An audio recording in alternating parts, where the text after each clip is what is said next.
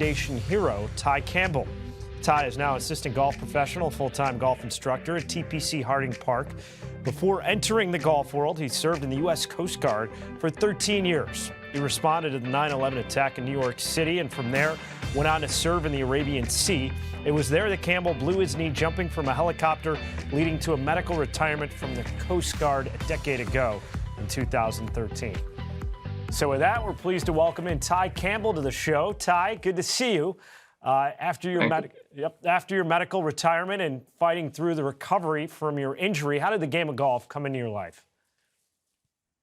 Surprisingly, unexpectedly. I was at the time not able to walk and just kind of sitting on the couch all day, every day, enjoying daytime TV.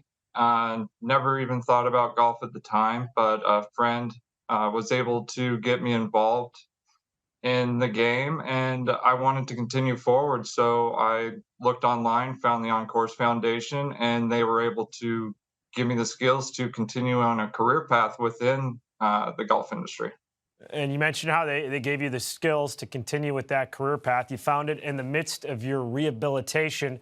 How big was this organization in your recovery going forward? It was massive.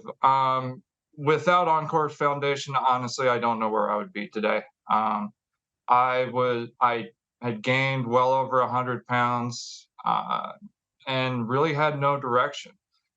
With On Course Foundation, they gave me the business acumen and the golf skills to continue forward and not necessarily work in the golf industry at the beginning, but utilize golf to reconnect with the civilian population, so to speak.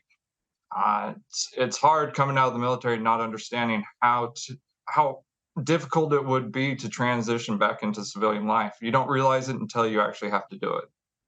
And the On Course Foundation wound up placing you as an assistant golf professional and operations manager at TPC Harding Park in 2016. How have you used your position to help other veterans within the game of golf? Luckily, I'm in a position where I can bring them into the game of golf by either instructing them, just showing them how to utilize golf to get back out there. But at the same time, I have veterans that work with me in the outside operations department and utilizes just to be able to network with other people and get outside and get active. And I know how important it was for you. Have you seen with other veterans how the game of golf can have an impact on them in finding their way into civilian life while recovering from what could be the unthinkable? Absolutely. The hardest thing is finding people to talk to that understand what you're going through. You're able to do that in golf. You're able to go out and play alone, and you're able to go out and play with a group.